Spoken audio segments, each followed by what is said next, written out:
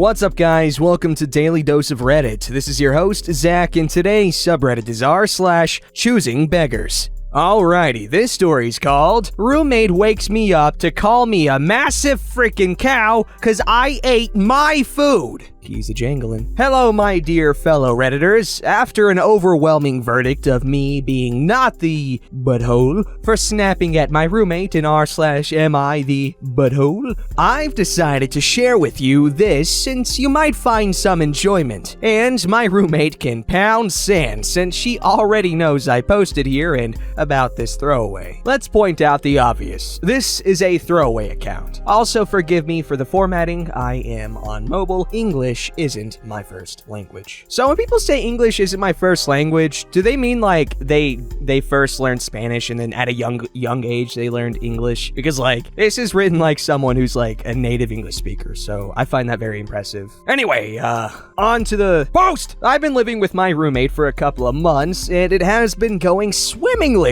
I am okay sharing my food with my roommate, but I don't touch the food she buys because I have a binge eating disorder and I honestly prefer to never touch her food. It's just my personal preference to not open that door to allow myself to eat it during a heavy binge. I draw a hard line there. Recently, I bought some avocados and tortilla chips. So during a binge, I ended up eating all my avocados and chips. My roommate wanted to take an avocado to work. She's an essential worker. She hates the food they serve in a restaurant. She didn't ask me or anything since we have the unspoken agreement she can help herself to my food. She wanted to take some chips too. Today in the morning, she was packing her lunch for work and she realized there were no avocados or chips left. So she woke me up mad that I had eaten them all. Now she doesn't have anything to take to work and that I am a massive freaking cow for eating everything. I am so selfish, etc. I am super sensitive about my weight because even if I am at a healthy weight, I bust my ass out exercising to counteract the horrible binges I am going to therapy to improve my relationship with food. Though,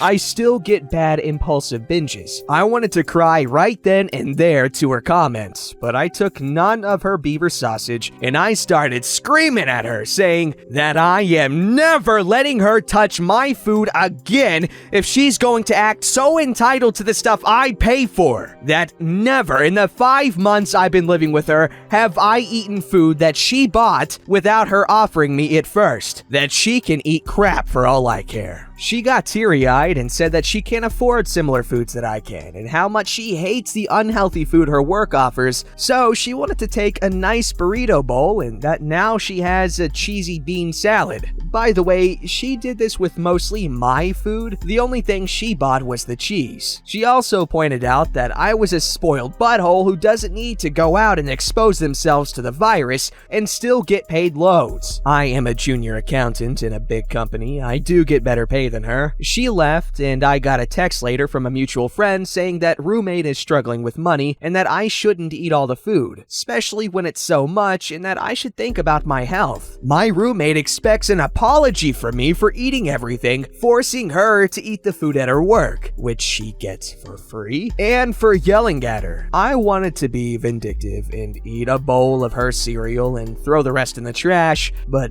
I am not about that life. After receiving plenty of comments from a lot of people in the original post in Am I the Butthole that my roommate may have told our mutual friend a completely different story from the truth, I decided to ask her what was said, to be able to defend myself and to be sure my side and the truth was heard. She told me that roommate told her that the food was bought by the both of us, that I promised her the avocado and chips for her lunch today, and that she just came to me calmly to ask me if I had seen them, and that I confessed to her that I had eaten them all to spite her, that I yelled at her to eat crap, I did tell her that, and that I mocked her for being poor. After telling her my side of events, she realized roommate's tale of events had a lot of holes, and mine made more sense. I explained to her that she called me names, woke me up to yell at me, and the only food she owned in the burrito bowl she was taking to work was the cheese. She apologized profusely and texted roommate telling her how disgusting disgusted she was with her actions. Even though I was originally planning on letting her apologize and allowing her to continue to let her have my stuff again, Reddit knocked some sense into my doormat self and told me to revoke her access to my food. I was planning on having a conversation when she would get back from work with her about how clear boundaries that will be set up in place from now on and how her food will go in the mini fridge that came with the apartment, while the fridge I'm borrowing from my abuelita is going to be locked in the pantry with my food. She decided to go spend the night at her boyfriend's place since I'm hostile and put mutual friend against her. Her boyfriend has also texted me and knows that the food is 100% mine, so he is on my side.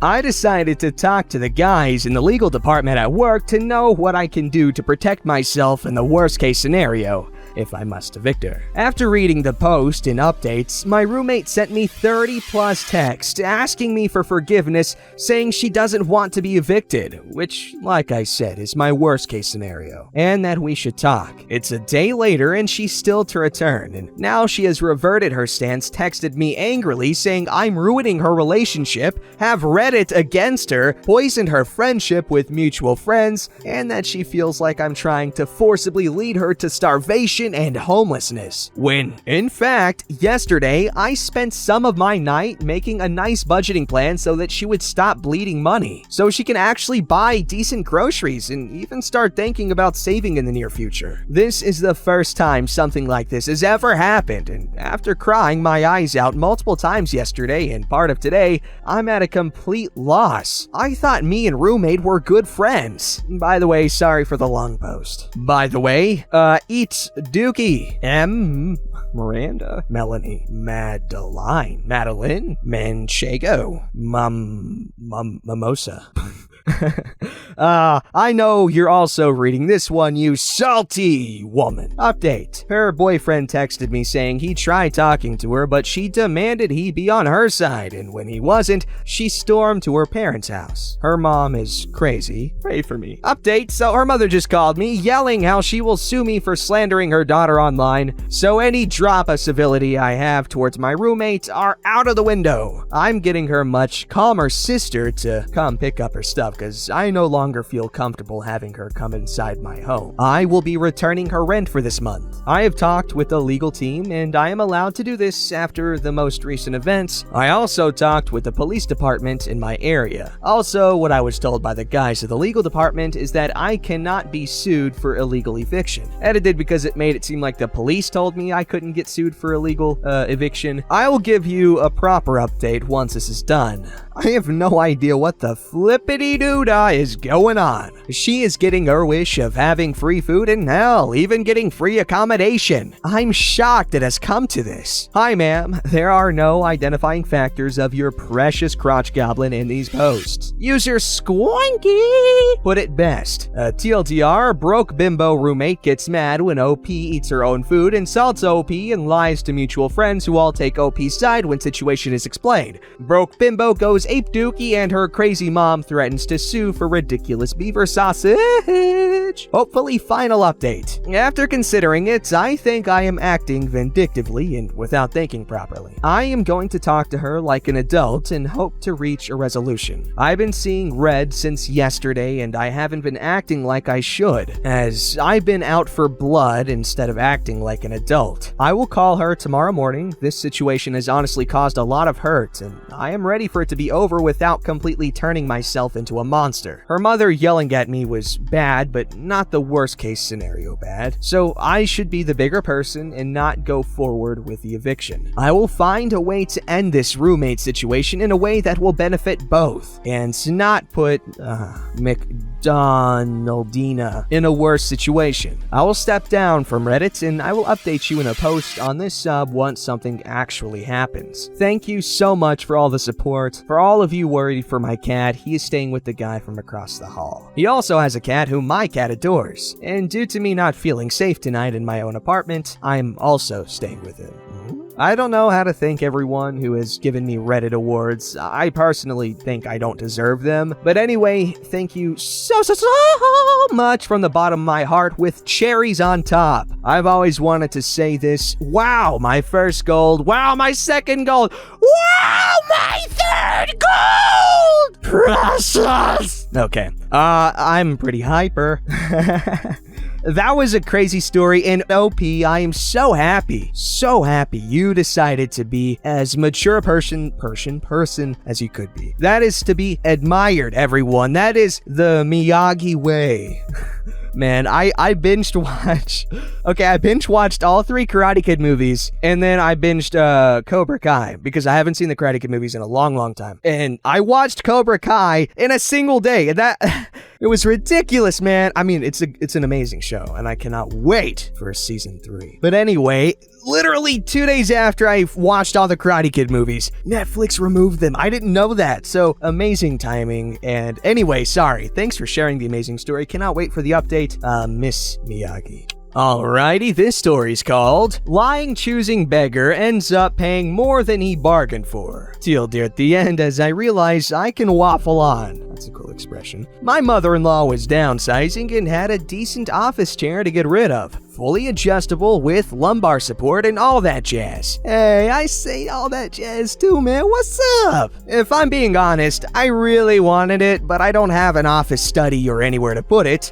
My desk is my dining room table. She was originally going to drop it off at a charity shop, but they couldn't take it as they don't have fire tags. In the UK, a charity shop can't take furniture with any type of upholstery on them without a safety tag on it to show it's fire retardant. So the missus suggests she list them on Facebook and try and get some money for it, so mother-in-law can either treat herself or donate the money to the charity. Now, if you were one to buy these chairs new, it would probably cost £150-ish. It was a couple of years old, but in very good condition, as it was used maybe once a month for a couple of hours. The mother-in-law has cats, and so mentioned in the listing that fact, but that the chair had been cleaned. There were photos showing the chair in pristine condition. My mother-in-law wanted to try and get £30 for the chair to get rid of it quickly. Very reasonable. Hey, y'all want to try floating that across the pond for me? I'll pay you $30. Interested buyer messages my wife, who created the listing so mother-in-law wouldn't have to deal with a negotiation,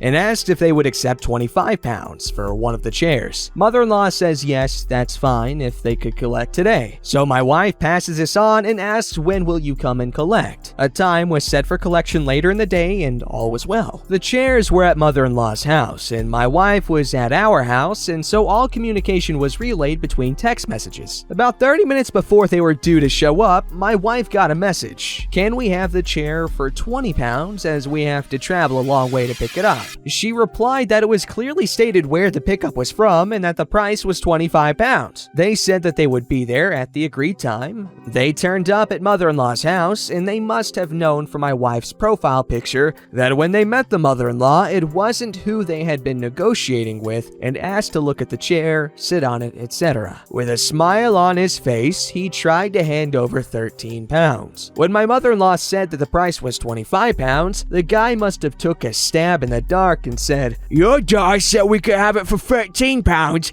As we have traveled so far to pick it up, it also needs to be taken up to the shop for cleaning, as I have a cat allergy and it's not as good as it looked in the pictures." Not one to be swindled, my mother-in-law called my wife to check. I happened to answer the phone, and after she explained what had happened, I told my mother-in-law to tell the choosing beggar that the chair was no longer for sale and to take it back inside the house. The choosing beggar, seeing his discount chair being pushed back into the house, then offered to pay £20, saying, "£20 is all I have," and then offered the previously agreed £25 for the chair. I was still on the phone at this point and could hear what my mother-in-law was saying, but not what the choosing beggar was saying. I heard her say, "As we have said, you've come a long way to pick it up. If you don't want to go home empty-handed, it was originally listed for £30. Choosing beggar paid £30 and took his chair home, hopefully having learned a lesson about honesty and integrity during negotiations. What?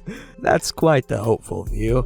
We all know that he ain't changing anytime soon. Anyway, that was really scummy of that guy. Jeez, that's kind of creepy too. I don't know why, it just creeped me out. I don't know, just something about the whole situation was just unsettling. This story's called I Can't Help, I'm Pregnant. Okay, so this happened a few years back, long before the pandemic. My husband and I have been trying to get pregnant for 2 years, and we finally went through a fertility clinic, and we were finally pregnant and couldn't be more excited. At about the 6-week mark, I had a friend call me up out of the blue. We knew them well, but it was mostly through Facebook and text, as we didn't live close to one another. We chatted for a bit. I mentioned my pregnancy, and she told me how they were moving and wanted to borrow my husband's truck so they could save a little money. I asked my husband, and he said it was fine. Here's the cast. There's me, choosing beggar. So, how do you want to do this? Are you gonna come and pick it up? I really don't have the time. I'm still packing up stuff. Can you drop it off and we can hang, and afterward you can take it back home? I wasn't thrilled about driving all that way,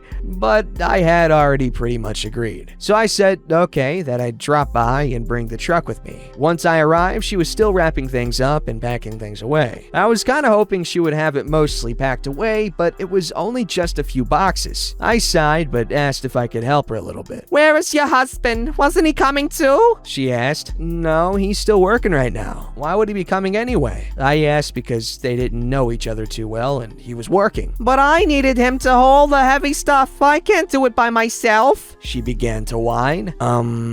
We offered to let you borrow the truck, not to help you pack and haul things. And just so you know, I can't stay here all day long. I don't really like driving at night, I said. Why not I come back tomorrow when you have more packed and ready to go? I asked. I still need help with the heavy stuff. I think we can move it ourselves. I really can't be lifting things over 25 pounds. True, I was only 6 weeks along, but since it took us so long to get pregnant in the first place, I wasn't gonna do anything that could potentially harm my baby. Besides, I never agreed to help her move in the first place. Don't be stupid. You can help me out. You're barely pregnant anyway, she said condescendingly. That comment made me mad. Okay, first off, there is no such thing as barely pregnant. You either are or are not. There is no in between. And I never said I was going to help you move. I said you could borrow the truck. I'm going back home now. You can figure this out on your own. I know she was screaming at me as I left and was blowing up my phone for a while before she just gave up. I read a post on Facebook about how I had promised her all this bunion sauce. They flaked out on her, but thankfully it was removed. Not sure if she deleted it or what, but I wish I had saved a screenshot to share on here,